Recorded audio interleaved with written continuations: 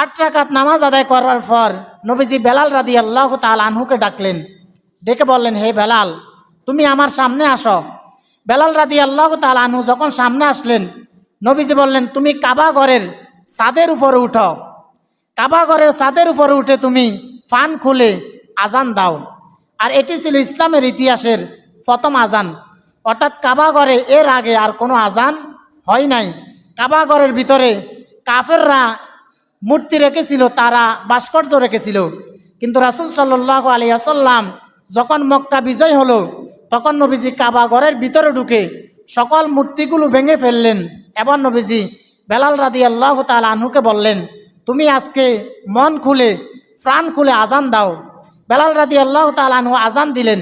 আজান দেওয়ার পর কাবা ঘর হয়ে গেল মুসলমানদের হেদায়েতের কেন্দ্রস্থল। মক্কা বিজয়ের পর থেকে এখন পর্যন্ত কাবা ঘরের ভিতরে কোনো শিরক বা কুফরি ঢুকে নাই। বিনা যুদ্ধে বিজয় লাভ হয়ে গেল, বিনা যুদ্ধে মুসলমানরা বিজয় লাভ করলেন। মক্কা বিজয়ের সময় কাফেরদের সাথে মুসলমানদের কোনো যুদ্ধ হয় নাই। কাফেররা মুসলমানদের 10,000 বাহিনী দেখে তারা ভয় পেয়ে গেল এবং তারা মুসলমানদের সাথে আত্মসমর্পণ করল। মুসলমানরা তাদেরকে মাফ করে দিলেন এবং বিনা যুদ্ধে মুসলমানরা মক্কা বিজয় লাভ করলেন। সুবহানাল্লাহ। মক্কা বিজয়ের পরে আনসার সাহাবীরা দেখা গেল অনেকে কানে কানে বলতেছে, বালাদুহু অগতনুহু ওয়ামাউলিদুহু, এটা নবীর দেশ, এটা নবীর শহর, নবীর মাতৃভূমি। মক্কা বিজয় যেহেতু হয়ে গিয়েছে, আমাদের মনে হয় নবীজি আর মক্কা থেকে মদিনায় যাবে না। অর্থাৎ নবীজির সাথে মদিনা থেকে যে আনসার সাহাবীরা এসেছিল, তারা মনে মনে ভাবতে লাগলেন, যেহেতু মক্কা বিজয় হয়ে গিয়েছে, এখন মক্কা নবীজির দখলে, অতএব নবীজি মনে হয় আর আমাদের সাথে মক্কা থেকে মদিনায় যাবে না। নবীজি মনে হয় মক্কায় থেকে যাবে। নবীজি যদি মক্কায় না যায়, তাহলে আমরা নবী থেকে মাহরুম হয়ে যাব, নবী থেকে আমরা বঞ্চিত হয়ে যাব। যখন আনসার সাহাবীরা সবাই মনে মনে একজনের সাথে আরেকজন এভাবে পরামর্শ করতে লাগলেন, বিশ্বনবী সাল্লাল্লাহু আলাইহি ওয়াসাল্লাম তখন আনসার সাহাবীদের কাছে আসলেন। এসে বললেন, হে আনসার সাহাবীরা, তোমরা কি মনে করছ, তোমরা কি ভাবছ আমি মক্কায় থেকে যাব? যখন আমার ভিটা মাটি ছিল না, যখন আমি মক্কা থেকে আমাকে বের করে দেওয়া হয়েছে, আমি যখন মক্কা থেকে মদিনায় গিয়েছিলাম, তখন তোমরা আমাকে আশ্রয় দিয়েছিলা। আমাকে আশ্রয় দেওয়ার মতো কোনো মানুষ ছিল না, আশ্রয়হীন ছিলাম, তখন তোমরা আমাকে আশ্রয় দিয়েছিলা। তোমাদের সেই ঋণ আমি কখনো শোধ করতে পারবো না। আমি তোমাদেরকে কথা দিচ্ছি, আমি যতদিন জীবিত থাকি, আমি যতদিন আমার হায়াত থাকবে, ততদিন আমি আনসার সাহাবীদের সাথে মদিনায় থাকবো। সুবহানাল্লাহ। বিশ্বনবী সাল্লাল্লাহু আলাইহি ওয়াসাল্লাম বললেন, আমার হায়াত আছে যতদিন আমি মদিনায় থাকবো ততদিন, আর আমার হায়াত যখন শেষ হয়ে যাবে, তখন আমি আমার মদিনার মধ্যে ঘুমিয়ে থাকবো। সুবহানাল্লাহ। বিশ্বনবী সাল্লাল্লাহু আলাইহি ওয়াসাল্লাম দেখা গেল আনসার সাহাবীদেরকে কথা দিয়েছিলেন এবং নবীজি যখন ইন্তেকাল করলেন, নবীজি মক্কায় একটানা 19 দিন ছিলেন।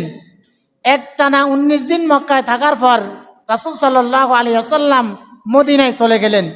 মদিনাতে যাওয়ার পর নবীজি মদিনায় ছিলেন এবং নবীজি যখন ইন্তেকাল করলেন, নবীজি বললেন, আমার যতদিন হায়াত থাকবে আমি ততদিন মদিনায় থাকব এবং আমার ইন্তেকাল করার পর তোমরা আমাকে মদিনাতে দাফন করবা। সেই জন্য নবীজি সাহাবীদের সাথে কথা দিয়েছিলেন, আর রাসূল সাল্লাল্লাহু আলাইহি ওয়াসাল্লাম মদিনায় থাকলেন। তাহলে মক্কা বিজয়ের সময় কাফেরদের সাথে মুসলমানদের কোনো যুদ্ধ হয় নাই। অর্থাৎ রাসূল সাল্লাল্লাহু আলাইহি ওয়াসাল্লাম যখন মদিনা থেকে 10,000 বাহিনী নিয়ে মক্কায় গেলেন, মক্কায় যাওয়ার পর আবু সুফিয়ান যখন এই 10,000 বাহিনী দেখলেন, দেখার পর ভয় পেয়ে গেলেন। ভয় পেয়ে আবু সুফিয়ান আব্বাস রাদিয়াল্লাহু তাআলা আনহুকে বললেন, আমাদেরকে এই বিপদ থেকে রক্ষা করো, আমরা কিভাবে মুসলমানদের হাত থেকে বাঁচব? আব্বাস রাদিয়াল্লাহু তাআলা আনহু বললেন, তুমি যদি ইসলাম গ্রহণ করে ফেলো, তাহলে আর তোমাদের সাথে কোনো যুদ্ধ হবে না। তুমি যদি ইসলাম গ্রহণ করে ফেলো, তাহলে হয়তো নবীজি তোমাদের সাথে আর যুদ্ধ করবেন না। দেখা গেল আবু সুফিয়ান ইসলাম গ্রহণ করলেন। নেতা যখন ইসলাম গ্রহণ করলেন, আর কর্মীরা বসে থাকে নাই, নবীজির কাছে যখন কাফেররা আসলো, আসার পর নবীজি সবাইকে মাফ করে দিলেন আর দলে দলে সবাই ইসলাম গ্রহণ করা শুরু করলেন। সুবহানাল্লাহ। আগামী জুমায় আমরা মক্কা বিজয়ের পর যে যুদ্ধটি হয়েছিল সেটি হচ্ছে হুনাইন। হুনাইনের যুদ্ধে মুসলমানদের সংখ্যা ছিল 12,000। 12,000 সৈন্যবাহিনী নিয়ে মুসলমানেরা যখন হুনাইন নামক জায়গায় যুদ্ধ করার জন্য গিয়েছিলেন, মক্কা বিজয়ের সময় নতুন নতুন যে কাফেররা ইসলাম গ্রহণ করেছিল তাদের মধ্যে অহংকার চলে আসলো। তারা বলতে লাগলো, এই 12,000 বাহিনী নিয়ে আমরা কাফেরদের বিরুদ্ধে যুদ্ধ করব, তারা তো আমাদের সাথে টিকবে না। যখন মুসলমানরা অহংকার করলো, দেখা গেল হুনাইনের যুদ্ধ শুরু হওয়ার মাত্র মুসলমানরা যুদ্ধের ময়দান থেকে পলায়ন করতে বাধ্য হলো। এমনকি অনেকগুলো সাহাবী রাসূল সাল্লাল্লাহু আলাইহি ওয়াসাল্লামকে একা রেখে তারাও চলে গেলেন। এক পর্যায়ে নবীজি আল্লাহর কাছে সাহায্য চাইলেন।